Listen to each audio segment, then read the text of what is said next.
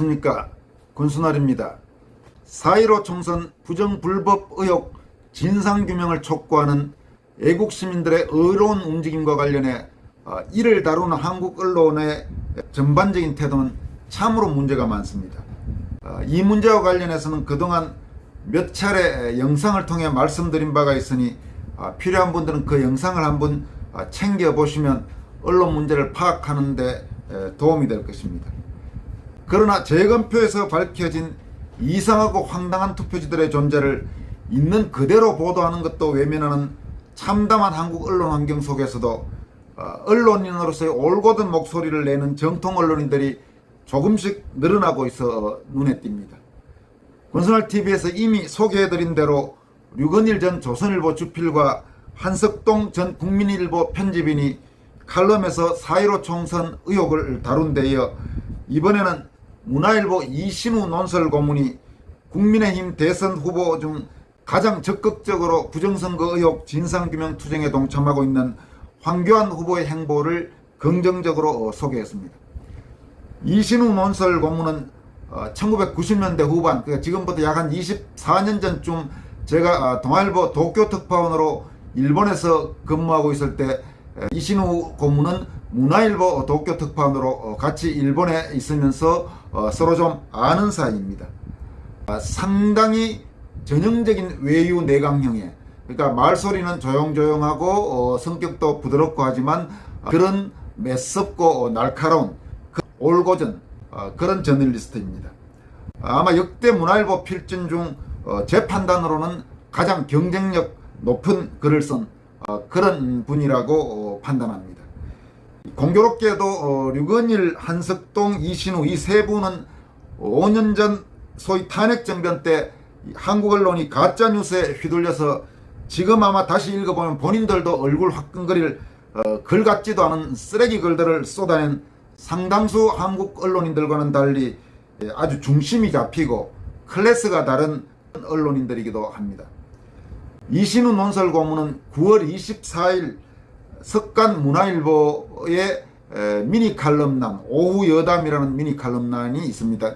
조선일보의 만물상이나 동아일보의 횡설수설과 비슷한 난인데 그 오후 여담란에 부정선거라는 양쪽의 따옴표와 함께 황교안의 외침, 이런 제목의 미니 칼럼을 썼습니다. 이신우 논설 고문은 이 칼럼에서 지난 4.15 총선만큼이나 오랫동안 논쟁을 불러일으키는 선거는 없다. 이쯤 돼서 황교안 전 자유한국당 대표의 4.15 총선과 관련한 부정선거 의혹 주장을 주목하지 않을 수 없다. 그러면서 선거사범 수사 전문가인 황교안 후보가 4.15 부정선거는 반드시 특검을 해야 한다고 주장하고 있다면 중앙선관위도 이 같은 사실을 무겁게 받아들일 필요가 있다. 또 2016년 오스트리아 대선에서는 몇 장에 지나지 않는 우편 투표 봉투의 봉인 문제로 인해 재선거가 이루어졌다. 당시 오스트리아 대법원은 재선거 판결을 내리면서 민주주의의 초석인 선거에 국민의 의심이 끼어들 여지를 허용해서는 안 된다고 이유를 달았다. 그러면서 우리나라 이번 4.15 총선 지금 재검표에서 드러나고 있는 일들은 지금 이런 것보다 훨씬 문제가 심각하다. 그러면서 황교안 대표는 청와대 앞 1인 피켓 시위를 벌이면서 나도 황교안이다 라고 외쳐달라고 국민에게 호소했다 하면서 마지막 문장을 필자도 그의 호소에 동참한다 이렇게 썼습니다. 그러니까 이신 논설 고문도 황교안 대표의 이 호소에 동참한다. 그러니까 4.15 총선 부정불법 의혹 진상을 반드시 규명해야 한다는 입장을 분명히 한 겁니다. 이거는 여러분들은 제 영상을 보시면서 아시겠지만 저도 마찬가지입니다. 4.15 총선 재검표에서 드러난 저 석연찮은 부분에 대한 의혹의 진상규명은 반드시 이루어져야 되며 그 과정에서 법적으로 책임져야 될 사람들이 있다면 그 책임을 반드시 물어야 한다고 저는 그렇게 생각합니다. 그러면 이신우 논설 고문의 이 미니 칼럼 전문을 여러분들에게 한번 소개해 드리도록 하겠습니다. 지난 4.15 총선만큼이나 오랫동안 논쟁을 불러일으키는 선거도 없을 것이다. 수많은 국민이 선거 뒤 2년이 지나도록 정당성의 의문을 제기하는 중이다. 그런데도 선거 절차를 책임지는 중앙선거관리위원회는 오로지 침묵하며 재검표를 둘러싼 대법원의 행태조차 시민들의 저항을 불러일으킬 정도다.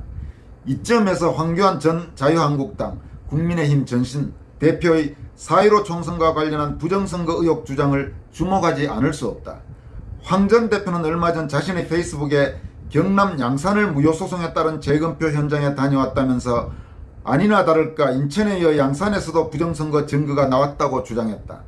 이후 국민의힘 대통령 선거 후보로서 3대 공약을 발표하는 자리에서는 청와대와 중앙선관위가 증거인멸과 은폐를 시도하는 중이라면서 인천과 경남 등에서 동일한 부정투표 용지가 대량으로 나왔다고 했다. 각종 증거도 제시했다. 황 전 대표는 이 나라의 총리와 대통령 권한대행까지 지낸 분이다. 검찰 생활의 대부분을 공안검사로 활동한 경력의 소유자다. 그 과정에서 수많은 선거사범을 다뤘다고 하니 스스로 대한민국 최고의 선거 전문가라고 말하는 것도 이해할 만하다. 그런 그가 4.15 부정선거는 반드시 특검을 해야 한다고 주장하고 있다. 그렇다면 중앙선관위도 이 같은 사실을 무겁게 받아들일 필요가 있지 않겠는가. 지난 2016년 오스트리아 대선에서는 몇 장에 지나지 않는 우편투표 봉투의 봉인 문제로 인해 재선거가 이루어졌다. 대법원은 재선거 판결과 함께 민주주의 초석인 선거에 국민의 의심이 끼어들 여지를 허용해서는 안 된다고 이유를 달았다. 우리나라 대법원이 재검표에 임하는 불성실하고 편파적인 자세와 비교된다. 게다가 대법원은 훼손된 봉인함을 비롯해 2장이 함께 붙어있거나 좌우 여백이 엉망인 투표지, 오작동으로 문제를 일으켰던 투표지 분류기, 투표관리관 도장 오류, 사전투표 집계 등 의혹을 살만한 사례가 줄줄이 쏟아져 나오는데도 원고 측이 증거사진도 제대로 찍지 못하도록 막았을 정도다. 황 전 대표는 청와대 앞 1인 피켓 시위를 벌이면서 나도 황교안이다 라고 외쳐달라고 국민에게 호소했다. 필자도 그의 호소에 동참한다. 이 글은 이신우 문화일보 논설 고문의 글입니다. 여러분 이 글을 들으시면서 어떤 생각이 드셨습니까? 다음으로는 차기원 변호사가 황교안 후보에 대해서 코멘트한 내용들을 소개해 드리겠습니다. 쉽게 이야기하면 황교안 후보가 지금 본격적인 대중정치인으로 최근 성장하고 있다, 이런 평가입니다. 이 부분에 대해서는 아마 비슷한 생각을 가진 분들이 꽤 많을 겁니다. 황교안 후보가 처음 정치에 입문해서 4.15 총선 전에 대표가 될 때만 해도 뭔가 좀 관료 체질을 벗어나지 못했는데 최근 복귀해서 특히 이 4.15 총선 부정불법 선거 의혹 진상규명 투쟁에 동참하면서 보여주는 모습은 확실히 대중정치인의 모습을 보여주고 있습니다. 그리고 대중정치인에게는 꼭 필요한 지지자들, 아주 강력한 지지자들, 과거에 아직 비교할 정도는 아니지만 김영삼, 김대중 그런 정치 지도자들이 정치적 힘을 가질 수 있었던 중요한 이유도 결국 절대적인 지지층이 있었기 때문에 가능했는데, 물론 아직 그런 정도와는 비교할 바가 아닙니다만 최근 확실히 황교안 후보에 대한 뜨거운 지지층이 생겨나고 있는 것은 분명해 보입니다. 차기원 변호사는 이렇게 썼습니다. 황교안 후보는 진실에 입각한 이슈를 잡았다. 좌고 우면하지 않고 끝까지 밀고 가면 반드시 성과를 거둔다. 대선 결과에 관계없이 정치적 부활을 위한 자산이 생길 거다. 확고한 지지층을 만들면서 말이다. 대중정치인으로 단련되면서 성장하는 계기가 될 것이고 다른 우익진영 정치인들보다 훌쩍 커버리는 기회가 되리라 예상한다. 끝까지 부정선거 진상규명 및 책임자 처벌을 밀고 간다는 전제를 지키면, 이렇게 9월 24일 차기원 변호사가 페이스북을 통해서 밝혔습니다. 이보다 조금 앞에도 다시 비슷한 글을 썼는데 이런 내용입니다. 황교안 후보는 지금의 자세를 강단 있게 끝까지 밀고 가기 바란다. 한국 자유민주정 회복 및 황교안 본인 정치적 부활은 부정선거 규명에 달려있다. 중간에 포기하지 말고 끝까지 원칙을 고수해야 한다. 부정선거 규명 없이 대선 승리 없다. 위의 내용은 차기원 변호사의 글입니다. 마지막으로 여러분들에게 소개해드릴 내용은 중앙일보 김방현 대전 총국장이 4.15 총선 직후인 지난해 6월에 썼던 글입니다. 1년 조금 넘게 지났습니다만은 최근 흐름과 관련해서 여러분들에게 한번 소개해드릴 만한 내용입니다. 참고로 김방현 중앙일보 대전 총국장은 전에 권선활TV에서 한번 소개해드린 바가 있습니다만은 총선 직후부터 한국의 제도권 언론인 중에는 거의 유일하다고 해도 지나치지 않을 정도로 총선의 문제점에 대해서 기사를 쓰고 문제의식을 가졌던 기자입니다. 제목은 투표지 분류기에 맡긴 국민주권, 이런 제목입니다. 2020년 6월의 글이라는 것을 다시 한번 말씀드립니다. 지난 4월 15일, 그러니까 이거는 2020년 4월 15일입니다. 충남 부여군 개표소에 있던 참관인들은 개표 과정에서 이상한 장면을 봤다고 중앙일보에 증언했다. 이들은 투표지 분류기, 전자개표기를 통과하면 1번 후보표가 지나치게 많이 나오거나 2번 후보표는 재확인용 미분류표로 분류되는 게 많았다고 했다. 재검표를 요구해 분류기를 다시 돌리면 1번과 2번 후보 투표지 집계 결과가 역전되기도 했다고 했다. 선관위는 투표용지는 기표 형태가 천차만별이어서 재확인용으로 분류될 확률이 20% 이상 높아지기도 하며 분류기에는 이상이 없다고 해명했다. 서울 성북구에서는 분류기가 1810표를 1680표로 인식하기도 했다. 이번 총선만큼 투개표 과정에서 이해하기 힘든 장면이 자주 나온 적은 없는 것 같다. 대전 동구에서는 투표함에 봉인지를 떼었다 붙인 흔적과 투표함 잠금 장치가 해제된 게 발견됐다. 참관인들은 개표 전에 누군가 투표함에 손을 댄 것이라고 항의했지만 선관위는 보관상 실수라고 했다. 전북 전주시 완산구 선관위에서는 비례대표 관내 사전투표 선거인 수가 4,674명인데 실제 투표자는 4,684명으로 10표가 더 많이 나왔다. 선관위는 다른 곳에서 섞였다라고 했다.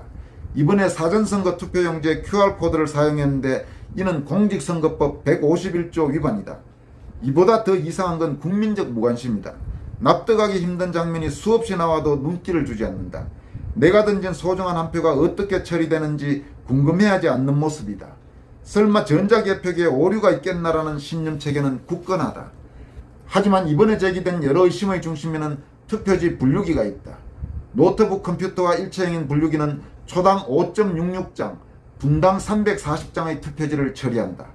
참관인들은 분류기 속도가 엄청 빨라 처리 과정을 눈으로 확인하기가 어렵다고 한다. 게다가 개표장에 사람은 많지만 개표 과정을 주의 깊게 보는 이는 드물다라는 증언도 잇따른다. 분류기는 내장된 프린트를 통해 개표 상황표까지 출력하는 능력도 갖췄다. 선관위 주장대로 단순히 숫자만 세는 기계라고 보긴 어렵다. 분류기는 2002년 6월 도입됐다. 이후 언론도 개표 현장 취재를 거의 하지 않고 있다. 투표가 끝나면 TV 앞에 앉아 출구조사 결과를 기다린다. 이제 20년 가까이 분류기에 맡게 된 국민의 권리를 점검할 때가 왔다. 궁금한 것을 말하고 해명을 요구하는 것은 자연스러운 일이다. 해명할 책임은 선관위에 있다. 선거가 국민 누구나 참여하는 공공행사이기에 더욱 그렇다. 알지 않겠다고 결정을 내릴 때 우리 스스로 무력해진다.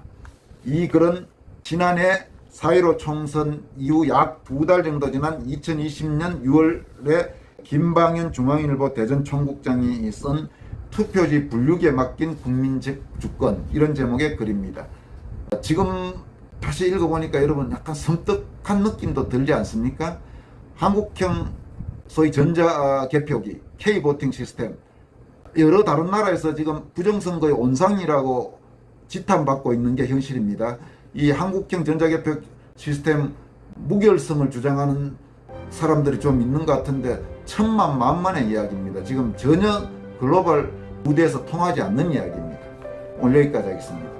여러분 고맙습니다.